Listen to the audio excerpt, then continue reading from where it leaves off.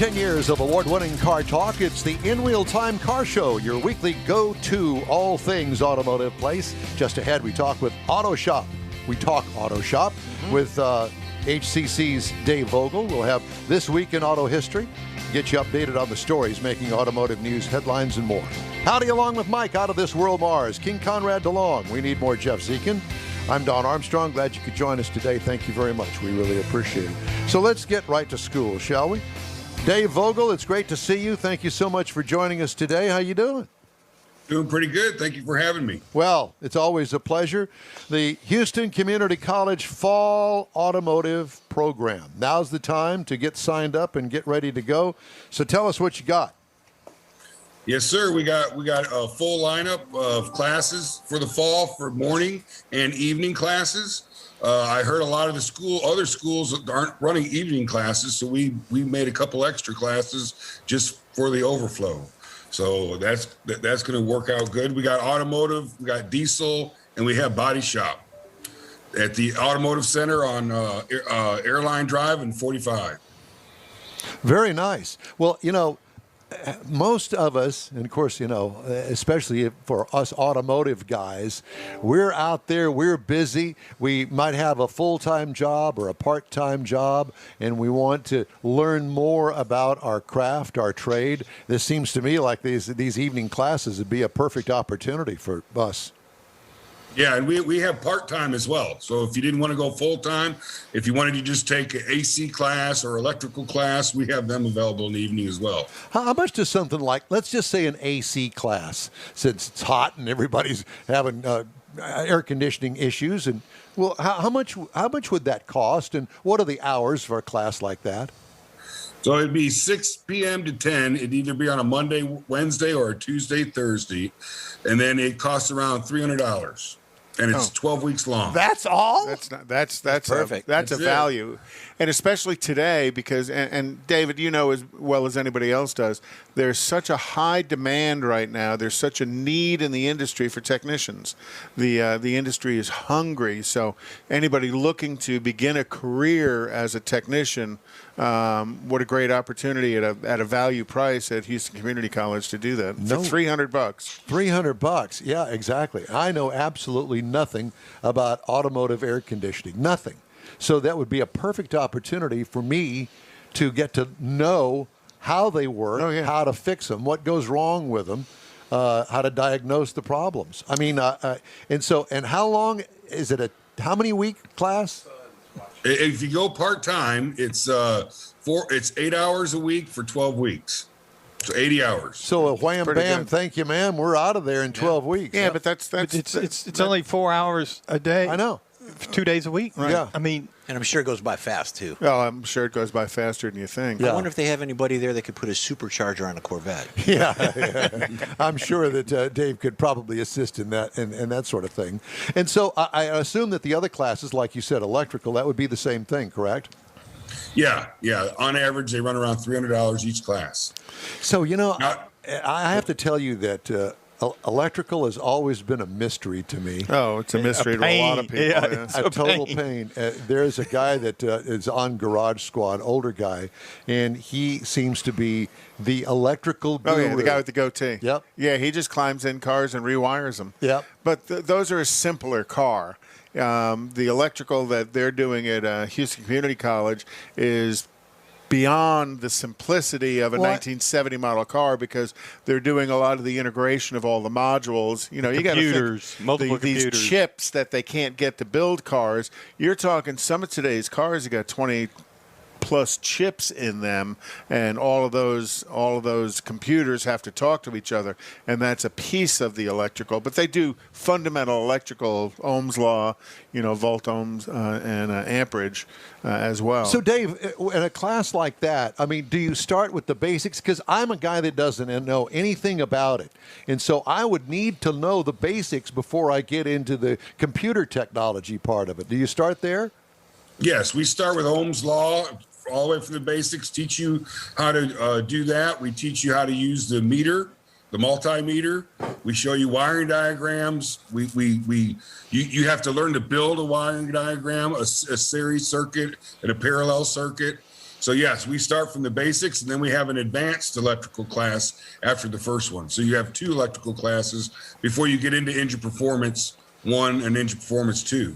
Do you have an old fart section for old people like me? Yeah, Dave's office. We have all Dave's office. Come Sorry. into my office. Sorry, David, I couldn't pass that one. no, that's okay. He passed it all right. Yeah, because I was wondering, how do you unteach somebody like me that's got a long time of bad habits developed, thinking that, well, this is the way this thing works because that's the way I did it 20 years ago. How do you unteach me if I really wanted to come in there and learn Kind of like something? video. Yeah, sort of like this morning. Yeah. Yeah, that.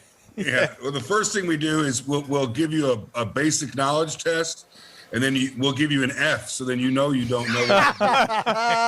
Just get it out of the way. Just get right there and start it off. That's exactly right. Just to confirm, so everybody's on the same page. You don't know jack blank. Yeah, exactly. But it's starting at the fundamentals. It's Ohm's law. How does amperage, resistance, and voltage all interact, and the math to do that, and then everything builds off of that. So once you know the foundation of electronics, then they can go into the complexities of electronics. Well, I'm sure that you've had people similar to me that hated school. I hated school. I did bad in school, but I excelled at automotive stuff. And I would imagine that there are probably more people than just me that are kind of like that, if there's a car attached to it, I get it. But if there's not a car attached to it, forget it. Right. And Yeah.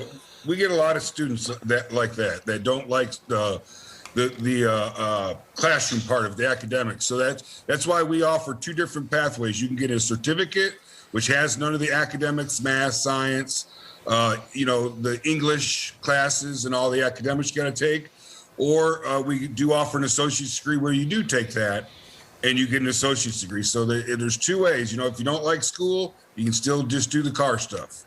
And the purpose of that is, some people just want to learn for themselves, but some people want to learn to go into industry. And as they go into the automotive industry, they have to be able to do the reading, writing, arithmetic, Sure, right. And the documentation, listening to a customer, that interaction and stuff, and the math to a large degree of working on a car. There's a lot of math involved in working on cars. And that brings up, you talked about that, everybody learning. What are the placement opportunities after that, David? Oh, well, we have a 100% placement rate as long as you're hireable. So we have companies calling us all the time. They come down and give presentations to the students. And most, like I said, you have to do a co-op class to complete our certificate or AAS, so that you have to be working in the field in order to leave. So we help students get jobs all the time, and they're constant. Well, I have to tell you that my high school didn't offer a shop class per se, automotive shop. They had wood shop and metal shop, and that was it. So I went to work at a Chevrolet dealership after school, and that's how I kind of whetted my appetite, if you will, to learn more about automotive.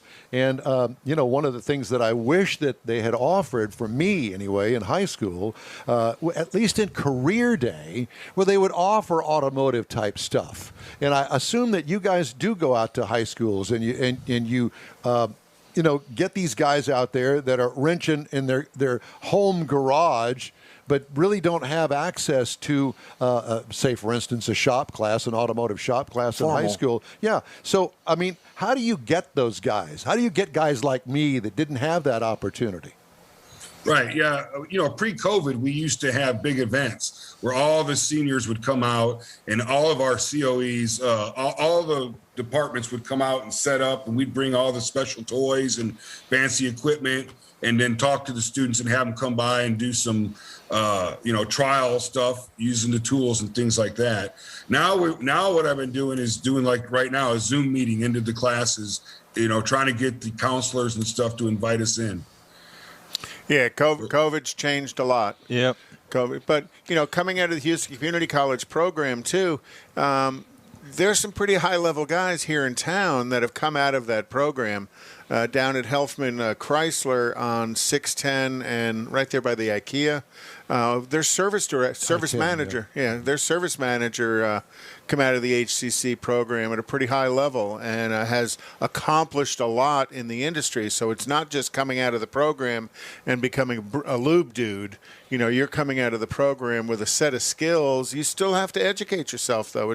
It's a start. You still have to advance beyond that. And it's a tryout whether you want to continue it or not, Right. because there's a lot of other things going on in high school. And there's lots Sports, of absolutely. but there's lots of job opportunities are out there because shops just need help right now. Yep. Dave, let me throw this question out there. You know, in what we do here on the show, car reviews, we've been very fortunate, at least I have, in being able to meet a lot of the manufacturers at different levels of the manufacturing process, corporate people from Ford, from Chrysler, from General Motors. And so I've had that opportunity. A lot of those people really stayed in Michigan. They went to Michigan State, they went to University of Michigan, and they stayed there in Michigan and are really headquartered there with the manufacturers. What if I had that kind of impetus to do that in my career? How would HCC play a part of that? Well, what we have is, again, you take the associate degree, and we have we have Subaru University that allows you to do all their online training for free. We have Audi, which is an apprenticeship program. Once you finish our program and completed all their training, they'll hire you at an Audi dealership, and then they send you to become a tech. And then we also have a couple other places that accept our credit, so you can transfer the credit and get into like automotive engineering bachelor's degree. So there's a pathway to do that. Oh, yeah, What you're sure. saying, yeah. Yes. I went to visit a Ferrari dealership and a Lamborghini dealership. And boy, I'll tell you what, walk in the back there in those shops and you go, wow, these guys know what they're doing, all dressed in uniforms. Oh, yeah. The place is spotless. Yes. Toolboxes that are as big as a house. And, working on the car and every aspect of the car, one guy. And he does it all. Yeah, they And call to- it ticket cleaning. yeah, and to be able to get to that level, and these guys are making some major money. Well, they've also invested some major money. You're talking about the investment in tools is tremendous. The investment in education is even more. HCC being a part of it at a value level at $300 a class. But once you get out of there, you still need to educate yourself. You know, they had to go to all kinds of Ferrari and Lamborghini And the schools. upkeep. They've got to go through every 6 months or a year. They have to Exactly. recertify. Continuing education is ongoing at that level. My son works for Lexus, and he's going through his recertifications right now. Okay. Yeah. So, I just think it's a great pathway. I also think that there is a real disconnect for people like me, like I had mentioned to you when I was in high school. I would have loved to have followed that path, but I didn't have that opportunity to reach out. I don't even know if HCC existed back then, but boy, I would have been the first one on the list. Well, they're having their 50th anniversary, Don. So There you go. Like Well, I you said, fit in. You'd have been 22 at their 50 when they were starting. So. He, 21. He can't 30. add. are you kidding? He's got What, his what kind of shoes math on. is that? I didn't do 31. David, but y'all. So speaking of this anniversary coming up, y'all have got a couple of events coming up too, right? Yeah, over at the Northline location on Fulton, we have a 50th anniversary for the Northeast camp for the Northeast side, and because we house the automotive department over there, we're going to have a car show with it, and they're going to have DJs out there, food, snacks, games, giveaways, all kinds of stuff to celebrate it. So it's all open to the public, so they can kind of see what you got going on, like we were talking about. They can kind of see what your facilities are like. So Yes. any of the car clubs that follow us here on In Wheel Time, we're going to get a flyer from David. We'll post it up on our Facebook page. Very nice. Go on out and support the program. It's a wonderful look. The Fulton location's a wonderful location. I mean, it's brand new and it's nicer than a lot of shops are. When do classes start for the fall semester? August 23rd. August 23rd. Just Right around around the the corner. corner. Far, It's yeah. coming up. Yes, sir. Yeah. All right. 2 weeks. Well, And again, I just wanted to say that the car show, we're going to put it in the garage so that you'll be covered. So don't worry about it. We're not going to stick you out in the heat and the weather. Well, thank you very Out much. in the open parking lot. Right, Cool. right. well, that sounds great. So, what is the easiest way? Do I need to sign up for that, or do I just show up? For the car show? Yeah. Well, on the flyer, there will be an RSVP to email me and let me know if you're coming. But if you just show up, we're going to let you in. So show up at 9:30 because 9:30 to 10:30 is registration, and then Right. the show is going to be from 11 to 1:30. Make room for an Oldsmobile rally. Yeah, you There you know, we need to find somebody that can donate a wrecker to go and pick up Conrad's. Oh, David's seen my rally. I had it out there when they had the When it grand ran. Well, you know yeah, what? David has students that can get it running. He probably does. Probably There you does. So we need to get a wrecker to come and pick up Conrad's. Fix my steering column. Yep. Fix the steering column. Clean and the trunk. That. No, we're not going to clean the trunk, but we do need to get a full set of tires donated. Oh, Oh, I shouldn't have said it like No, that. you don't need donations. If I had to pay for my damn tires, so do you. But at least you could do is take the ignition switch over there to him and let them fix it. Yes, sir. there. They're we got a busting my deal. chops because I haven't had my car on the road for a while. Yeah. A while. About a year. It's been a year. Yeah. it has Yeah, been a yeah, we're year. coming It up has on. been a In year. fact, last time I saw it on the road was at last Autorama, which is almost 2 years ago. Yeah. In No, December. it was out to Tailpipes and Tacos. According since to the then. Mayan calendar, Yeah, that's right. So the Well, tires. according to the Mayan calendar, Tires are dry rotting on the car in the garage with the trunk full. So they're definitely flat spotted and ready to pop at any moment. flat spot. on the August top. 24th at 8001 Fulton Street for the 50th anniversary celebration of Houston Community College. Dave Vogel, thank you so much. We look forward to seeing you, and we appreciate all that you do for all of our automotive friends. Yeah, very much so. Oh, Thanks, David. Thank you. Yep, thank you for inviting me. And I'm always happy to come on and talk to you guys. Thank you. Appreciate Thank you, sir. All right. We'd love to hear from you. Just shoot us an email. The address is info@inwheeltime.com. Time now for This Week in Auto History. All right. We're ready. Okay. What are we doing today? So this week in 1900, Firestone Tire and Rubber Company was established in Akron, Ohio. The 31-year-old inventor, Harvey S. Firestone, seized on a new way of making carriage tires and began production with only 12 employees. 8 years later, Firestone landed Henry Ford's Model T as the exclusive provider Well, of Henry was tires. his best friend.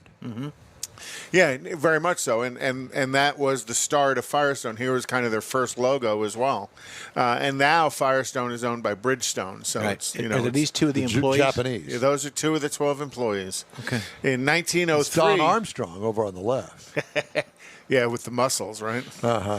In 1903, the first cross-country auto trip from New York to San Francisco was completed In that? in that Packard. Oh, God. Wow. It took him 52 days. Now you got to remember, this was before Roads. There were. This is actually before there were roads, Oh, my much Lord. less concrete and With asphalt wooden roads. wheels. Yep, Oh. 52 days in that. I could But- understand that. In 1910, New York State issued the first license plates. So they started getting in your pocket all the way back in 1910, and those plates were a metal plate with the letters were kind of a ceramic letter that were bolted on. Cuomo have something to do with that? Quite collectible. Huh? Did Cuomo have something to do with that? Yeah, real. No, The license plates on He the was wall here zooming are the very- women. yeah, there I'm you not. go. I'm not going to go there. And then in 1914, the first electric traffic signal was installed on the corner. This isn't it. I saw this. And I'm like, that. What Tell the me hell that is isn't that thing? confusing.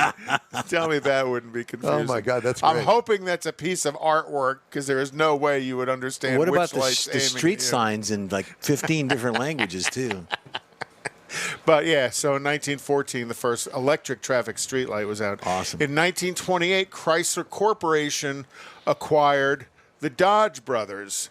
So, and they paid $170 million for the Dodge brothers from a man named Dylan Reed, who had bought it from the Dodge brothers, the Mrs. Dodge. I was just going to say Mrs. Dodge. Mrs. Dodge, right. So I went to school with a guy by the name of Mark Dodge, and his dad's name was Hod Dodge. Hod Dodge? Hod Dodge. Mm-hmm. Cool.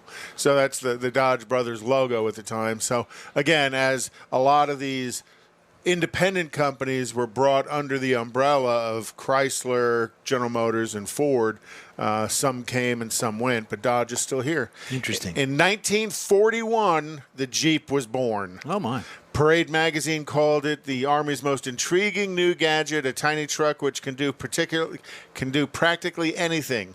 Again, during World War I, the U.S. Army began looking for a fast, lightweight, all-terrain vehicle, but it didn't come around until in 1940, 30 years later, when they let out a contract for it to build such a and who vehicle. who designed that thing? Do you know? Who actually designed it? I don't recall. It was a Willis truck company was the first to successfully answer the Army's call with a new truck, and it was called the General Purpose Vehicle (GP). And as they called it GP, Jeep, and they developed into Jeep. Now this vehicle was actually built by Willis. It was built by Bantam. Ford. And it was built by Ford. And they say the Ford ones are quite collectible because Ford didn't make nearly as many as Willis and Bantam did. It's also a different grill, too. There's It different, is. It's got an extra bar in it. Yeah. Yeah, little differences, but the same basic piece was there. And to this day, that is still Jeep. You know, they still have that recognizable look of that vehicle. The new truck was christened the Jeep by Dwight D. Eisenhower, and they said Eisenhower said they couldn't have won World War II without it. Nice. In 1977, the movie The Spy Who Loved Me, starring Roger Moore as the suave super spy that is Don Armstrong's alter ego, Roger Moore. Absolutely. Known for He was always my favorite. James Bond's known for the love of fast cars, and they moved away from the Aston Martins and moved into the Lotus. Now, remember, this Lotus was also the one that doubled as a submarine. That's right. That's right, the underwater car. Yeah. Is that Barbara Bach? That is Barbara really Bach. looks like her. Barbara Bach is married to Ringo Starr to this day. You would know that. I know that. Yeah. He's a drummer. Well, I like Barbara Bach. Oh, okay. So next picture will show the next picture. show the submarine We're version moving of the it. next picture. So There it is. and that actually was a Lotus that they had sealed up and put underwater. Now, so it pretty cool. And this vehicle was found in a storage container about 3 years ago. Seriously? Yep. Neat. Underwater. No, it wasn't underwater, but So is that it? so that is this week in automotive history. Well, thank you very much. That was very interesting. Got some recalls to tell you about. Subaru of America is recalling 165,026 vehicles for a potential fuel pump defect that could cause an engine stall while driving, increasing the risk of a crash. Recall issued July 29th includes certain 19 to 20 Ascents, the 2018 Forester, and the 18 to 20 Impreza Legacy and Outback vehicles. It also covers 18 to 19 BRZ, WRX, and Toyota 86 vehicles. XYZ. Look at this. Can you see this? Yeah. Can you see that? Those are all BMWs that are being recalled there. Oh, wow. From the 2021 model year. If you have a 2021 BMW, the passenger seat belt may malfunction, and you need to take it back to the dealer. On all of these, what you do is look on your insurance card that you should be keeping in your wallet. There's a VIN number of your car on there, and run it through safercar.gov, and it will pop up any recalls on your particular car. And it'll tell you whether or not the recall's been completed or not. So it's going to tell you even old recalls that have been completed or be listed there. Also being recalled, an Audi e-tron. That's the brand new one. Gosh, that's just 2020 out for to 21. 2021 loss of ABS and ESC.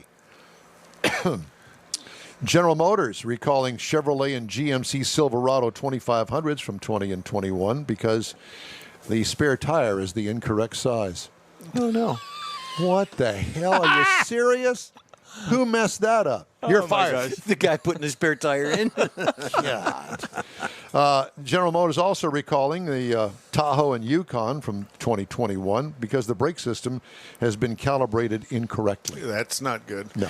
And you see a lot more recalls today are software recalls where they go in and they do a software update on the vehicle. You ain't going to do that with the spare tire, though, are you? Is this pre-chip or post-chip?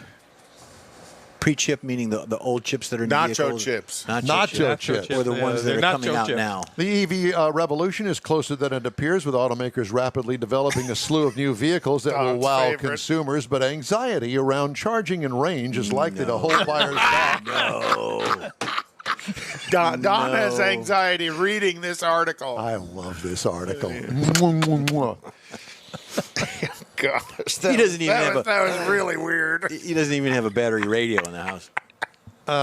Likely to hold buyers back until private and public stakeholders ramp up infrastructure, according to panelists at an automotive forum this past Thursday. On Thursday, President Biden, your president, flanked outside the White House by executives from Detroit's major automakers, announced a national goal of having half of all vehicles sold in the U.S. be emissions-free by the end of the decade. Wonderful. Okay, well, good luck on that. Yep. Yeah, I'm waiting for Air Force One to go EV.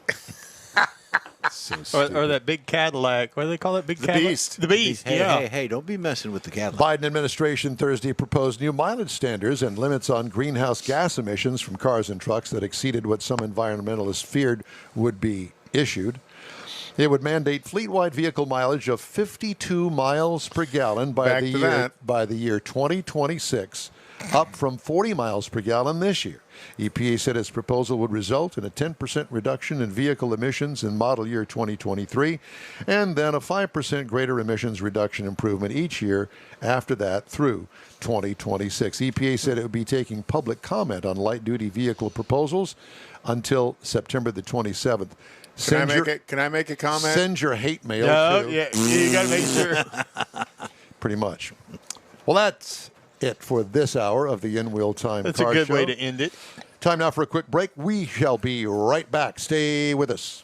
Whether you own a newer car or want to keep your older one humming along for a while longer, think of Bayway Chrysler Dodge Jeep Ram, Bayway Chevy, and Bayway Lincoln to keep things in tip-top shape. From oil changes to major repairs, you can depend on the highly skilled service pros at Bayway Chrysler Dodge Jeep Ram, Bayway Chevrolet, and Bayway Lincoln to perform fast, efficient service to keep your investment running strong. For all your service needs, remember Bayway. Schedule your next appointment online anytime. Bayway, keeping it original. Tailpipes and Tacos, Houston's premier monthly car cruise-in, returns Saturday, August 21st at 2 Loopy Tortilla Mexican restaurants in Katy and inside the Loop on the Southwest Freeway near Kirby. Tailpipes and Tacos is free and everyone is invited. You'll see collector cars, hot rods, customs, magnificent originals, and resto mods at 2 locations. Cars from all over Southeast Texas cruise in and show off in a friends and family event at the Loopy Tortilla Mexican restaurant on the Grand Parkway at Kingsland Boulevard just south of I-10 in Katy, and inside the Loop on the Southwest Freeway near Kirby. Drag racer, car enthusiast, and Loopy founder Stan Holt brings you Houston's hottest cruise-in. Tailpipes and Tacos at Loopy's inside the Loop on the Southwest Freeway in Kirby, and in Katy on the Grand Parkway just south of I-10, where you'll see the In Real Time Car Show. Get your ride ready and we'll see you at the Tailpipes and Tacos Saturday morning cruise-in at Loopy's in Katy and Kirby, August 21st, 8 to 11 a.m., weather permitting. Gulf Coast Auto Shield has moved to a more convenient location.